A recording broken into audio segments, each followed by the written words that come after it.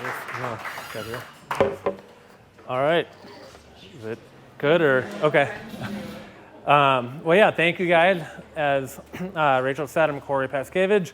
I'm a real estate investor. We own 53 doors, which is a mix of.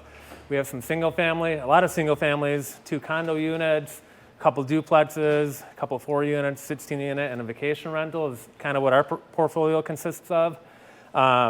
I'm married to an amazing wife that helps me and allows me to do a lot of this. We have 3 beautiful little children. They're 6, 5, and 1 will be 3 in just over a week.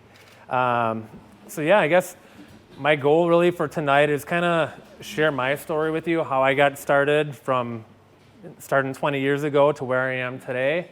Open it up for Q&A, whatever you guys have, whether it's on finding deals, financing, funding, whatever questions you have. But it's kind of my plan. If there's anything you guys want me to talk about now or touch base to, I mean, feel free to just let me know at the end and I can kind of cover it from there. But yeah, primarily, I'm a buy and hold investor. We do flip homes, we do wholesale homes as well. I'm also a real estate agent too. So my journey really started 20 years ago. I house hacked the duplex. So a lot of people, I mean, you may have heard the term of like buying rental properties with like none of your own money or no money down type. Not necessarily no money down, but none of your own money. Well, that's kind of how I bought my first property. And back then, they didn't have masterminds like they do now. They didn't have all the social media and training and resources that they do. So I actually did it that way without using my own money, without really realizing I bought it with none of my own money. So my very first duplex I bought, I lived in half of it, but I got a $5,000 grant from the government, got a $5,000 loan from a friend, had to pay him back within 2 years. And that's really how I started. A year later, I ended up doing the same thing. And bought that one no money down as well, which how I did it there, I don't think we can do that today, but I did 2 loans on a deal. So I did a loan for 80%, loan for 20%, house hacked that as well. So that's kind of how I got my first start. So started out a little bit slower. My next property was a little bit different. It was basically a commercial building. I had a restaurant storefront in the front of it. And it had a 3-bedroom apartment in the back. And being the entrepreneur that I am, I decided I was going to open up a Philly cheesesteak and custard stand, basically is kind of what I did with that building. So I ran that for a little over a year. At the time, I was actually working full-time as an electrician. So I was working 60 hours a week, building the Oak Creek power plant, and then we were actually on a crew where I was working 70 to 80 hours a week. I'd come home, cook at the restaurant, and did that is really kind of how I started my journey. And I guess this is kind of where it gets interesting, where I feel like a lot of people kind of give up and like quit. So after that, I mean, I ended up getting laid off from being an electrician. Kind of hit like an all-time like low, like for most people, but got laid off, ended up getting divorced, moved back home with my parents. Basically started from scratch is kind of how I started. Luckily, though, I kind of found network marketing probably about a year prior to that. So when I got laid off, for me, it really wasn't a huge deal. And I think a lot of it has to do with the mindset. What I learned in network marketing really helped change and like determine my mindset, I guess. I was around millionaires and other successful people that instead of like, not really, I guess instead of keeping you like down, they brought you up. They wanted more for you. They supported you. I mean, I got into reading books and personal development and growth there, and met another buddy of mine who's a multimillionaire in real estate as well. And he basically kind of helped me follow my path to get going, and it got me started right away, getting right back at it. So basically, my next property I ended up buying, it was a little bit trickier. So like I bought the first 3 of them with no money or with none of my own money. The next one I actually used my own personal money, but I couldn't get financing for, because when you're laid off from being an electrician and you're self-employed, like self-employment income, you need typically 2 years of income for like a bank. So not knowing what I know now there's different programs and lenders and things that you could get financing fairly easy. Back then, I didn't really know any of that. I was still new, I was still learning. So I ended up using my money for the down payment, but we financed the property in my brother's name. So my brother ended up doing that. He lives in a duplex with me, and that's kind of how I bought my fourth property there. When I got laid off as well, I ended up starting fitness boot camps. I started doing that out of a dance studio, opened up a CrossFit gym. And I kept saving all my money from my network marketing business, or, for you guys out there, if you're have a 9-to-5 job and you don't necessarily have the funds for like money, my network marketing business was like my side hustle that turned actually into a full-time income, but I saved all that money and I kept using that money to buy more rentals. It's kind of how it snowballed for me. And then I ended up going slowly from there, bought another duplex after that, and then my one buddy was like, you should look into single families. So I started buying single family rentals, and my next group of properties were 2 single families right next to each other that I ended up buying them cash, but they're $38,000 for like 2 of them. So I got a steal on them back then, which later on, a couple of years later, I ended up selling those 2 and ended up buying a 4-unit. And it just kind of really scaled from there. So now we do a lot of like off-market marketing to find off-market deals. We wholesale a lot of the properties. Like every year I try to buy at least right now 1 to 2 properties, maybe it's even more, but one year we ended up buying 22 units. So there's a lot of different ways and a lot of creative ways that you can get into buying real estate. And I guess that's where I want to open it up to question and answer for you guys on, that's kind of my journey from 0 units to we have 53 units. Like I mentioned, it's single families, duplexes. We have apartment buildings, some 4 families, a vacation rental. And then, like I said, we flip a couple homes a year, about 20. Last year we did just over 20 homes we flipped and wholesaled. And then we do I'm a realtor, so I have deals on the agent side as well. But yeah, I just want to open it up to you guys and see how I can help you guys get started. I know there's some people that are looking to get into investing, some people that might be more veteran investors or might have a few properties, but you may be looking to scale or whatnot. So I'm just kind of open it up and let you guys go from there and help answer any questions I can, yeah. So I know you have single families. Can you talk about your philosophy on having single family, why you like single family versus 2 family or vice versa? So my favorites are single families and duplexes. I started with duplexes where I think if you're just starting out, house hacking, I do think it is a great way to get started. And a house hack, basically you're buying a multifamily building anywhere from I guess it could be a 1 to 4 unit, but ideally a 2 to 4 unit. You live in one of the units, rent out the other one. So that way, that's how I started. You can get into that. Doing that, typically you're going to need 20% down if you're buying an investment property. But if you house hack it, you can buy it with anywhere from 0 to 5% down, depending on the loan type you have. So it's a great way for people to get into it with very little money. But as say you don't want a house hack and you're looking to buy rental properties. I like lower end single families, more like C-class area, because you can buy them. Most of mine I bought were under $50,000 I bought, but you can buy a decent one, 75 to 100 grand, and you're gonna make $500 a month cash flow on them.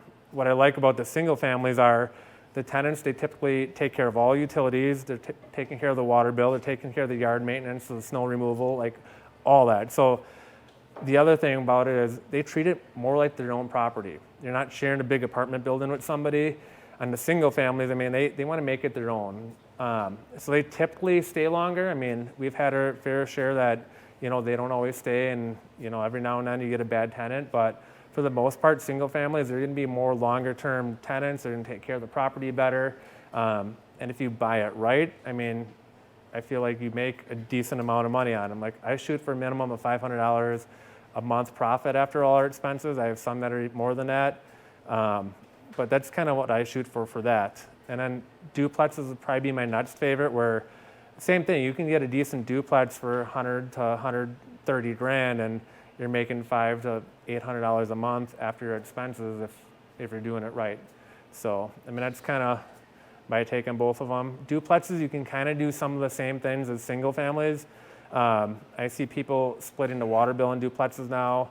All our duplexes, we typically have the tenants take care of the snow removal and yard maintenance as well, but it's a little trickier when you have two of them. So you might give one a discount. There's a lot of creative ways you can go about doing that. So. Yep. Geographically, where are most of your properties? So I started out buying duplexes in the city of South Milwaukee, and then I moved to like the north side of Milwaukee, and then our apartment building, it's in Racine, so just north of Racine Horlick High School. So we have a 16-unit building there, and then we have a vacation rental on Fort Myers Beach. So, yep. Yep. So you mentioned that you started doing, your first ones were grant related, like you got Yep. grants. Sure.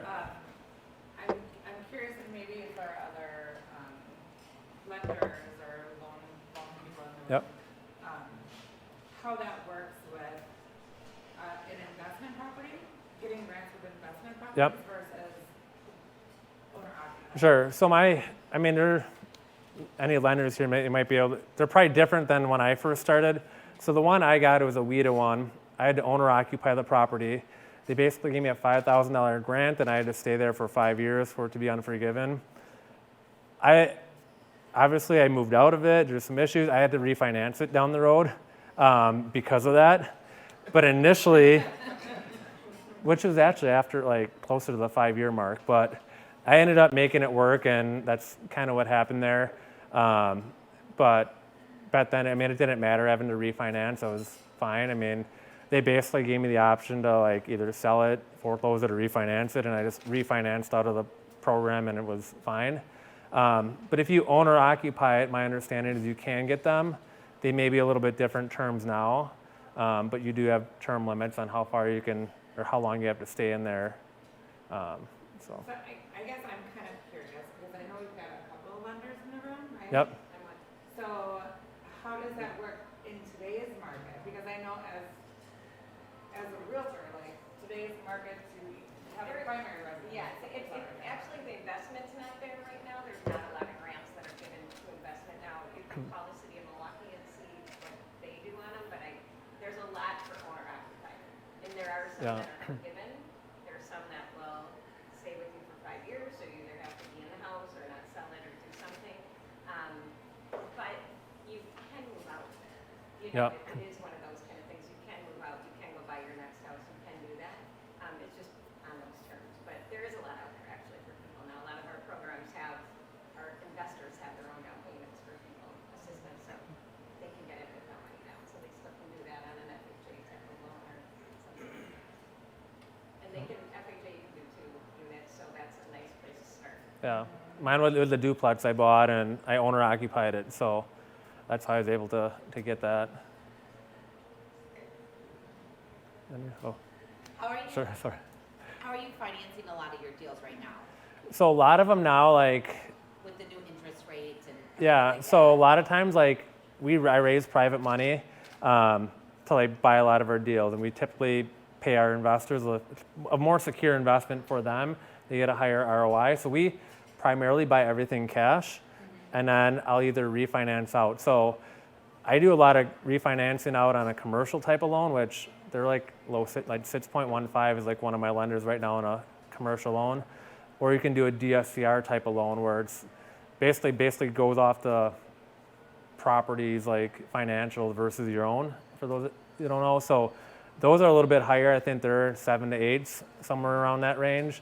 Those are like income based? It's more based on the property. I mean, your rate, if you have a decent credit score, yeah, What does that stand for? your debt service, like credit ratio, So as long as the rent will cover the mortgage, like, mortgage payments, and then depending on what that ratio is, if it's 1 to 1, 1 to 2, you'll get better terms. yeah, they'll pretty much There's no finance. employment and there's no income on the applications, and it just goes off the cash flow of the property. Yep, yeah. So those are kind of nice, and from my understanding, you can do unlimited. Under 30-year fixed terms, they'll do them in an LLC. Some investors will be like the max they'll purchase Yeah. is 20, but Yep. Yeah, a lot of the ones I've done were like 30. I've done a couple at 30, and then my commercial ones are typically 5 or 7 years, amortized over 20 to 25 years. But rates are, on those commercial side, they're a little bit lower. I try to refinance them out right away. So, I mean, typically if you're doing a DSCR loan, you need like a 90-day seasoning period where you can use the appraised value. A lot of lenders are 6 months. Some of the DSCRs are 6 months too. Commercial, you can typically refinance right away, and then if you, it's tricky with the appraised value. They'll use it and they don't use it, but if you do repairs, they'll factor that in. So there's ways you can kind of get creative on that side of things too with your lenders, and depending on what you buy the property for and all that too. So we'll go over. You mentioned house hacking a few times. What Yep. does that mean to you, and how are you using it? So I'd say that's more so for like probably somebody beginner. It's like your first property. So a house hack is you buy a property, typically a 1 to 4 unit. You can do it with a single family, and you buy that, you rent out the other bedrooms. It's more common in like a duplex, triplex, or a 4 unit. With that, you can get a conventional or like FHA type of financing. You can get in with a low down payment, and then so you're owner occupying it. You have to owner occupy it, and then you would rent out the other units. That'll help cover your mortgage payment. And typically, kind of like you mentioned, you have to live in it for a certain term, ideally. Typically about a year, but if you get grants, it could be longer. But that's how I know a lot of people start that way. I mean, that's how I started that way. When I started, I was making $10 an hour as a first-year electrician apprentice when I bought my first property. So I wasn't making, you don't need a lot of money. That's the biggest misconception a lot of people like have when getting started in real estate. They think you need a lot of money. Like now we rarely use any of our own money to buy properties. But I didn't know that then, and I ended up buying a property with none of my own money. So my first 3. So, but as you get going, you meet people, network. I mean, if you find a deal, like the money is typically always there. So, which that took me a while to learn, but it is. So, yep. Do you have another one? Okay, Yep. so now that you have a little bit of your own money, right? Yep. And you're having to come with it, what kind of deals in this market are you looking for? Because everyone's saying, oh, there's, it's on the bubble, it's on the collapse. Yep. So where are you going, Yep. where are you looking? I mean, I mean, I feel like there's never a bad time to buy. Right. So, I mean, right now, like we've pretty much bought the last couple of years everything off of MLS. So we do marketing. I have some cold callers. I have VAs that are marketing for me and just networking, finding other off-market deals. So that's kind of how we buy them. I still look for the same items, like same properties. So anywhere from single family to multifamily is kind of what I'm looking for. My last 2 I bought ended up being 2 4 units. So I bought 2 duplexes on 1 lot, which is actually, I had a really good deal on that one. I was off market. So I'll tell you, here's a story on that one. So I bought it off market. If you guys know where Humboldt is, there's like the Caribou Coffee off like Humboldt and Locust down there. Yeah. I'm like kitty cornered, so it's on Weil Street or Wheel, however you say that one. So we got it for like $210, and like there's other 4 units down there going for like $400. So it ended up appraising at like $360 something or $3 something like that. So I used a DSCR lender, and I could have pulled out more and like leverage it, but a lot of times we'll buy them under market value, and I don't know, maybe pull out like $7,000, and we did a little bit of update into it, but it didn't need much. It just, the seller finished or left half the bathroom unfinished. So we just finished tile work in there and put a new bathroom floor, a new vanity, and it's all only work we had to do. Everything else was really well kept. So I look for a little bit higher quality, nicer ones now. Not necessarily like high quality. I mean, that's a nice area, nice pocket. Our last one, we bought a 4 unit off of like 40th and Valete, so kind of by Washington Park area. We got a deal on that one too, and rents are all like under market value too. So I kind of look for properties that are under market value that I can create some value add to. And then that way we can refinance them out and be in. My goal is to be into it, no money out of pocket, or I guess I look at it, if I can get into it for anything less than 20% down, it's a good deal. Out of pocket, anything less than 20% out of my pocket, that I feel like that's a good deal. So are you like finding them by like just like how are you finding them? Like are you like Yep. calling them So personally, but you said you have a VA, so So they cold call and they text them, Okay. and then like we'll follow up with them and try to find them. So that's kind of like what we're doing. We'll pull data and like try to market to them. I mean, you can do that. You can mail letters. You can door knock. You can drive for dollars, which just drive around places that look for rundown properties and reach out to the owner and sellers there. So there's a lot of creative ways to find them, and then I get a lot of referral, like probably over 50% is referral, just that marketing, because people know like we always close. Like I've never not closed, and like we can close tomorrow or we can close however long that person needs. So we're always there to make it easy for them. Like we don't do inspections and any of that. And my goal is to make it as simple and easy buying process for whoever's selling us the deal. So whether it's a referral or if it's somebody we find, I want to make it easy for them. And if we need to help them move or clean out junk, we'll do that. And being able to buy cash and having no contingencies, you get a little bit better deal as well too, and you're kind of helping them out. Yep. I have two questions. So you said the referral process. Is there any incentive for those referrals? If they do, yeah, I mean, if somebody gives me a deal, I'll pay them $1,000. It could be more depending on the deal or whatnot, but yeah, I'll get a lot of referrals that way, or just networking and all that. So, yep. And then when you said like you drive for dollars, so if you see a rundown house, what's your rule of thumb where you only put so much money into it before it's rentable? I guess I don't have one. I mean, I kind of look at like, is there enough equity in the deal? Like, I try not to put a lot of it into it, but I mean, I put 5 to like 10,000 in it. I mean, you can put more into it if there's enough equity in there.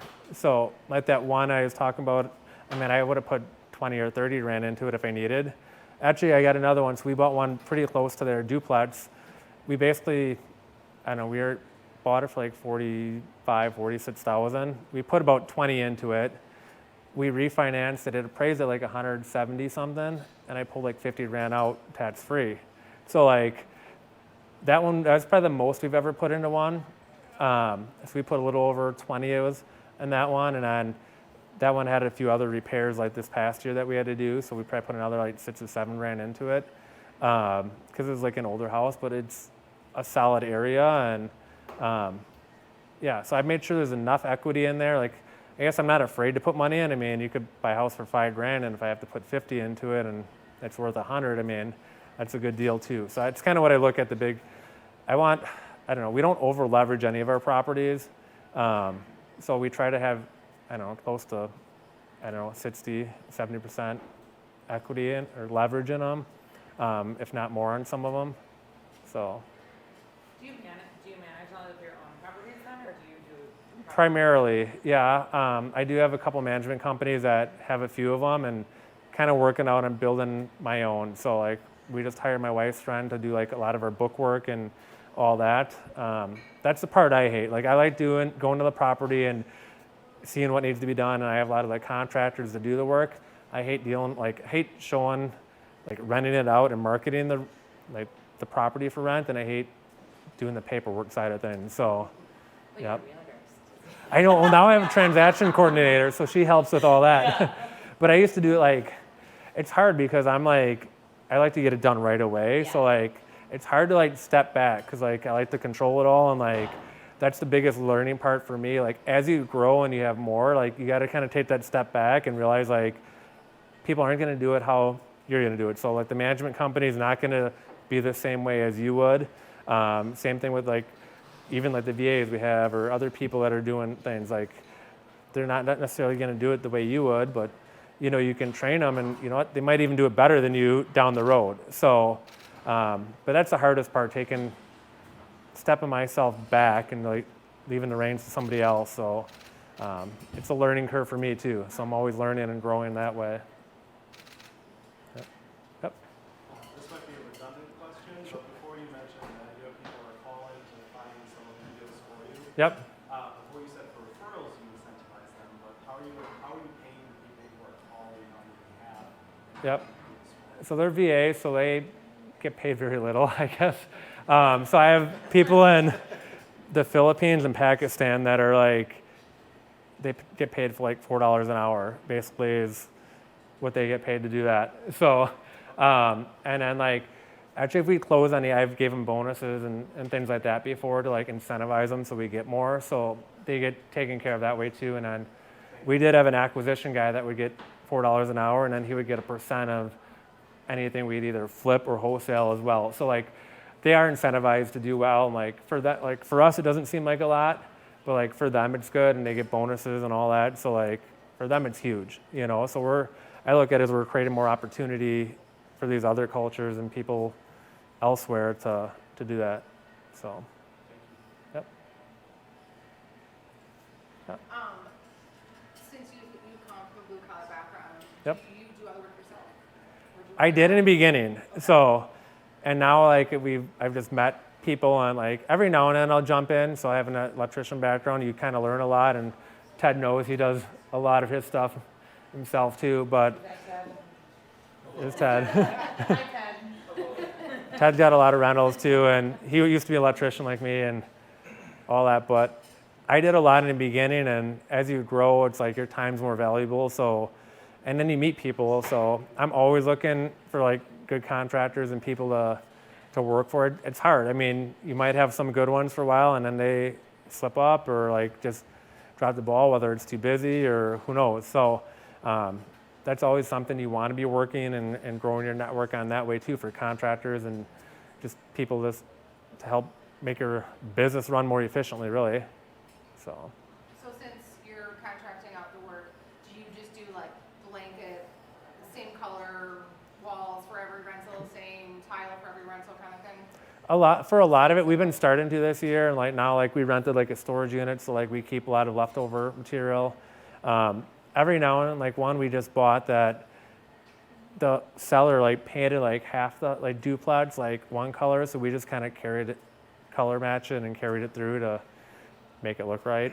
But a lot of it we'll try to do like LVP flooring, and a lot of like the kitchens or bathrooms, and keep a standard color if we can. Otherwise, sometimes we'll color match whatever color is there and just keep using our leftover material, and all that is kind of what we try to do and make it more kind of seamless that way, and the guys kind of know what they're doing, and yeah. So, yeah. I think, yeah, do you have a question back? Yep.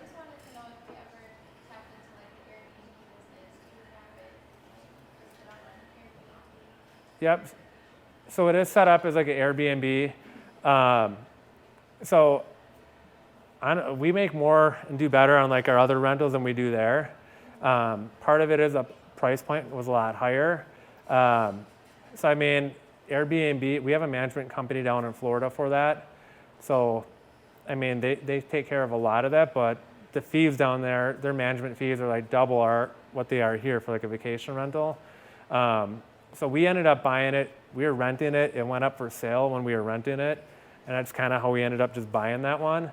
So our goal when we bought that one wasn't necessarily to make a killing on it, but it was to basically pay for itself, or we were hoping, or if we had to put a little bit of money in. We ended up making money with it, but it basically paid for us to go down there and create memories with our family and all that versus like a moneymaker. I know there's people that do like Airbnb arbitrage where you don't actually own the property, and so I mean, you could do that, go that route with the Airbnb, but for me, I feel like if you're doing Airbnb or Airbnb here, it's more of a job than it is more passive. Whereas if you're doing more buy and hold, long-term type of rentals, you are doing work, I mean, but if you have a management company or you have a team and systems, I mean, it's more hands-off the majority of the time than it is like an Airbnb, because after a new guest comes in, you gotta manage the cleaners, you gotta get it cleaned up and manage reviews and response rates and all kinds of stuff there to make your listing for Airbnb like up high, you know, I mean, like a super host and all that. So, yep. How do you deal with like having all those rental properties as far as like cash flow? I'm sure there's sometimes where everything lines up the wrong way, the drain go out, Yep. Electricity, plumbing. Sure. What's your rule of thumb that someone should kind of keep? So, I mean, it's a lot if you only have like one or two properties. So my advice to anybody, if you're just starting out, like just keep going on it, because a lot of people like they would quit in the beginning if you have issues like that. If you can stick it out and like keep buying, whether it's one property, two properties a year, then I mean you can have a vacant unit, you can have issues like that, and it really doesn't matter. But when you have 1 or 2 properties and something goes wrong, it seems like the end of the world. You just got to kind of push through that. Like for how we do it now, I mean, it doesn't really matter. Like for the most part, we really don't spend much of our rental income money. I mean, now we might a little bit if we need it, but we don't like live crazy. I mean, we live comfortable. If we want something, we'll get it. But I mean, we're not out there living beyond like our lifestyle and our budget there.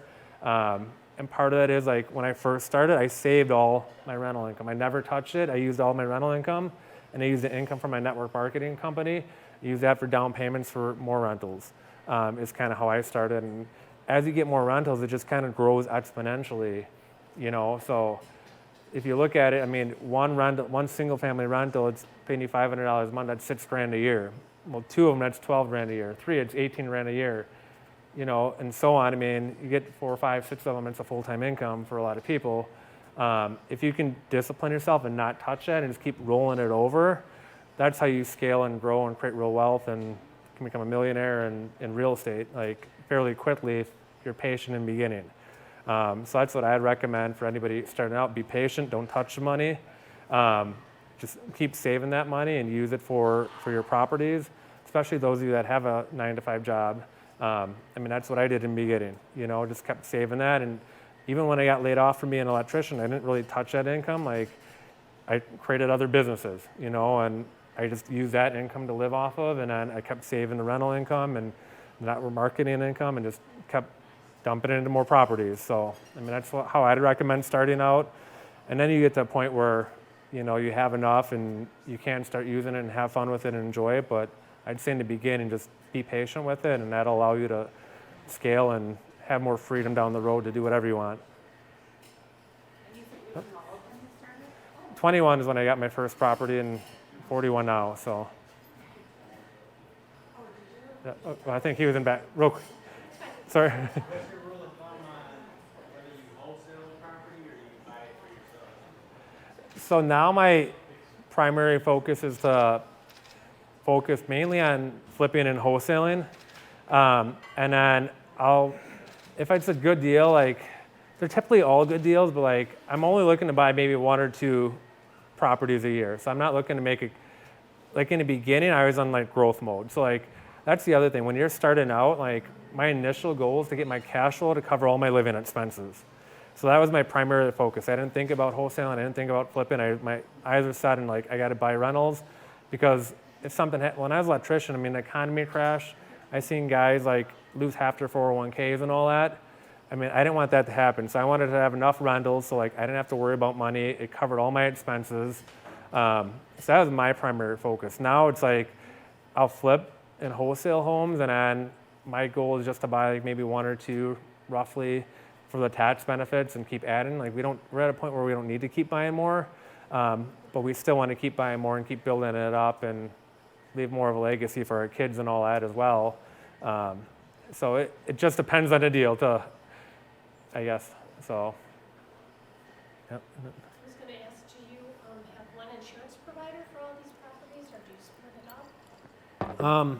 I think we have like 3 different ones altogether, but we have a couple commercial policies and a couple other ones. But yeah, so I'm actually like restructuring a lot of that stuff as we speak right now. So kind of going through a lot of that and just looking at other options and everything too. So, yep.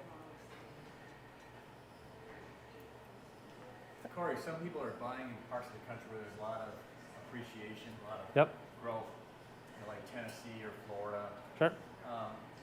What are the pros and cons of doing that? If you live up here, does it even make sense to be Yep. buying something out of state in a high growth area? Sure. High appreciation. Yep. So like on the agent side, like I work with a lot of out-of-state investors, and they're in like higher markets there. So a lot in California and Washington and Florida and New York.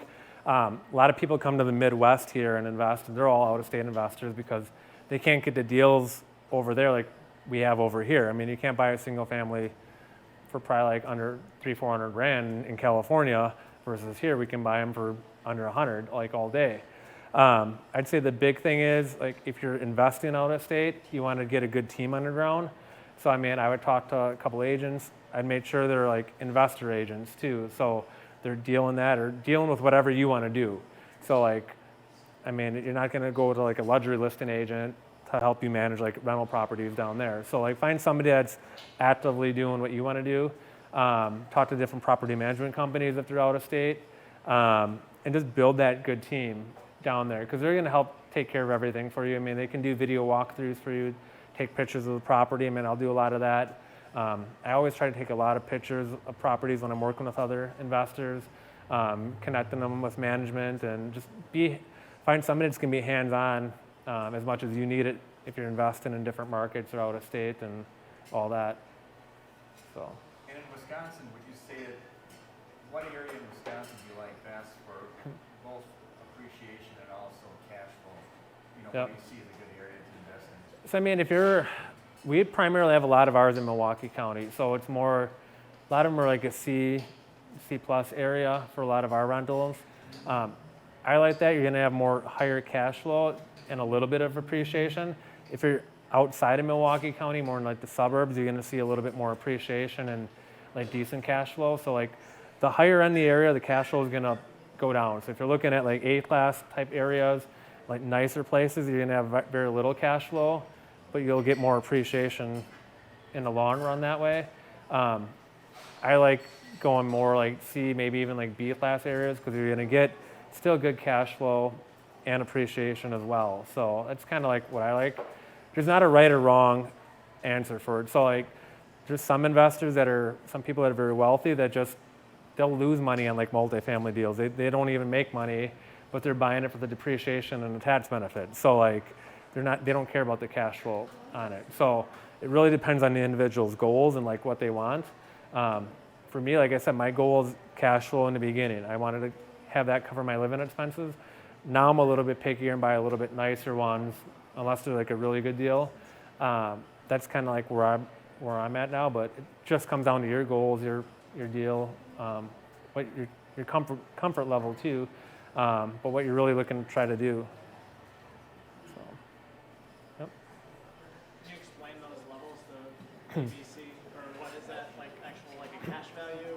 So I guess it's more like neighborhood and like class type of level. So like a D class is going to be like a rougher, higher crime type of area, and it gets better as you go C, B, and A. A is going to be like a real higher end, like a Brookfield type of area where it's nice, higher class, and then goes down to like rougher, higher crime areas is kind of how that scale would fluctuate. So I kind of like to be in the middle, like average middle class, like working class person. Working class area is kind of where I target. I have some that are like C minus to like C plus, and then I have a few that are in like the B range.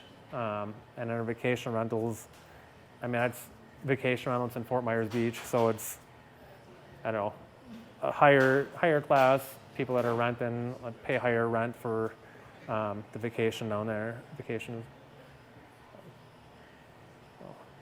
Ted? So have you ever considered selling your whole portfolio just to get out of Wisconsin? I would still keep it. Are you a check writer? And I would just move. No. We joke all the time, like, oh, we bundle all our stuff. We can like buy a huge place somewhere Yeah. where it's a little more climate friendly, you know. Yeah, I think I'd always keep it. Like I buy them. We talked about it earlier today when we were looking at a place, and I mean, I told them I didn't sell like any of my properties, but I sold that restaurant building. It's the only building I've ever sold. Like everything I buy it to like primarily keep for the most part. So I'm not really looking to sell them. I don't know, if they get paid off, I'll probably refinance and pull more money out and use that to either live off of or buy more things. But that's my plan. I'm not gonna pay off any properties early, but I'll refinance them and pull money out if I need it and all that. I was just advocating about getting out of Wisconsin. Maybe down the road, but. What's the exit strategy then?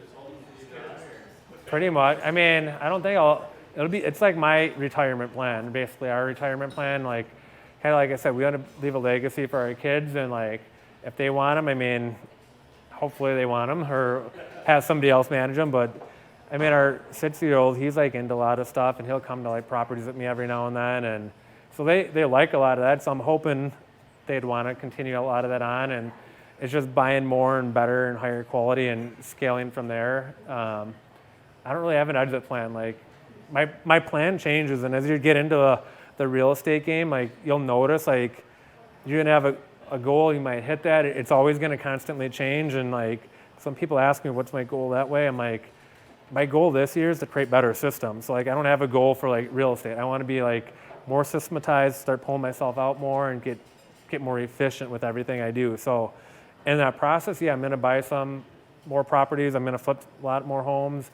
I'm gonna sell homes as an agent. I mean, but it's more systematized that way. So, yep. Do you ever give any consideration, or do you already have a setup for like ownership structure in terms of like corporations or anything like that, in terms of buying and selling or any of that kind of stuff? Like just how you're set up so that you can take advantage of the tax structures that are available? I'm actually working with Cory Nutsty. We're restructuring a lot of things that way. So we are in the process of that, but we do have a lot of different LLCs and different things set up right now. I'm actually this year doing 2 cost segregation studies on the 2 4 units we bought actually. So I'm going to do that this year to help save, because we owed a lot last year. So I don't want that to happen this year. We switched accountants too. So that was part of the reason. They weren't really good with the real estate investing side and all that. So, which is fine. So we're focusing more on, an investor friendly like accounting company. Yep. Yeah. At what point did you bring in a property management company, and do they match your renters for you? Yep. I don't remember when. I mean, we probably had like 20 units or something like that when we brought them in.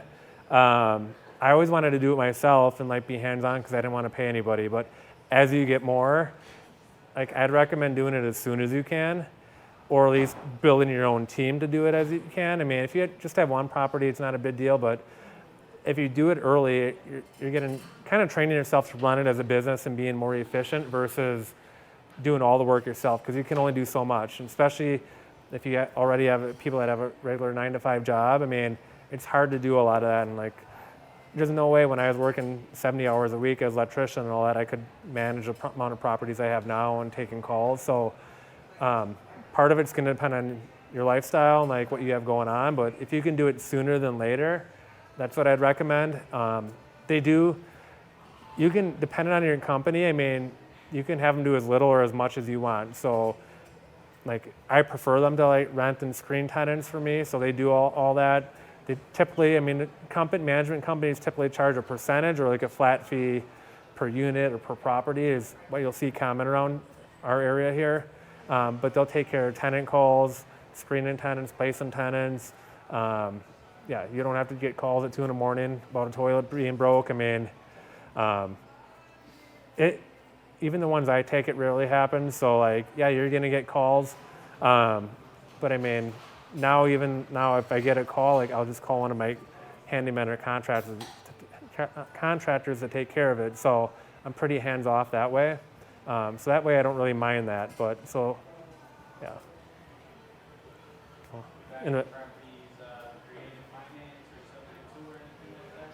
I had one that I was going to do that way, and I ended up flipping it to a guy. So, but they're harder to find.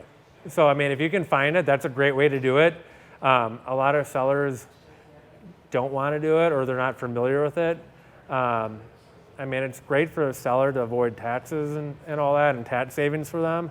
But they're definitely a lot harder to find, and you're gonna have to look off market 99% of the time to find those. So if you can do it, I recommend it. I know a lot of people that have got, like in other states and other areas, that have gotten seller financing and stuff on bigger deals too. So that's a great way to do it if you can. Yep. So have you ever thought about like starting your own like management company within everything that you're doing, like yeah, like getting it set up and hiring on the people and then doing it that way, or? Yeah, but I don't want to like be a big company and manage a ton of other people. Just like if I were to do that, it'd just be to like mine and like my family. Like my father-in-law has a bunch of rentals, and then maybe like our clients that I have. Like I wouldn't want to be like a big management company. No. I just want it. more so in-house, so I have like enough units to pay for the people. So like I wouldn't do it to make money, but make it to make my life easier, really. So I'm working toward like that with hiring my wife's friend, and yeah. So it's, if you want to help out, if you're good at that stuff, I'm always open to that. So Well, that's why, like, yeah. just because at one point when you get like, you know what I mean? Just Yep. like, you have enough doors, and then Yeah. like, you know, people are asking you, and then they're adding doors, and then you're just like, I know. just use my company. Yep. So So that's what I want to work toward that Yeah. eventually, but keep it really small. So like I don't want to be a huge company No. just because I don't want the headaches. So yeah. so yeah, it would just be like a word of mouth thing, but yeah, I got to get systems down. So Ted's the other one. He's ready. Let's do it. Started another LLC for that reason. See, there we go. But, yep. Anyone else have any other questions? Yep. Cory, what are your thoughts on, right now the inventory's pretty tight. Yep. Do you think that at some point things might change, we might see more inventory? I think it's going to be, I mean, this is probably like the new norm. I mean, we have a shortage, like we've always had a shortage, like the last couple of years, a shortage. That's why I do a lot of off-market. So I look for a lot of off-market properties. I mean, there's plenty of properties out there and plenty of people that want to sell, but they don't advertise it. So you kind of got to look off MLS as well and get to like creative ways to find deals. So marketing to sellers and going that way, yeah. But I mean, there's still deals on MLS too. So, I mean, I bought probably over half my portfolio on MLS until like the last, I don't know, 4 or 5 years. So, It seems like they're building a lot of these large, big-scale rental properties. I mean, all Yep. over the place, downtown and out in the suburbs. Yep. Just these big, massive developments going up. yeah. At some point, when those all go online, is that going to affect? I think it's a different, like somebody like that, I mean, those are going to be like, you're going to bring in a lot of like people that syndicate deals and like bigger institutional buyers. I mean, a lot of those bigger ones they're going to be higher upper class. Part of the reason like a little bit of a C, B class is like when the economy shifts and all that, I mean, if you have people in like luxury markets, I mean, if that crashes, I mean, people aren't going to want to spend $3, $4, $5 a month on renting a place. Where if you're at that median range for like rentals, you typically will have more consistent renters, and they're not going to be as affected as much. I mean, every now and then you will. I mean, we've had renters that are, but yeah, I don't think it'll matter too much if they're bigger apartment buildings. It's a different market. So, yeah, and those right now are going crazy high prices too. So. All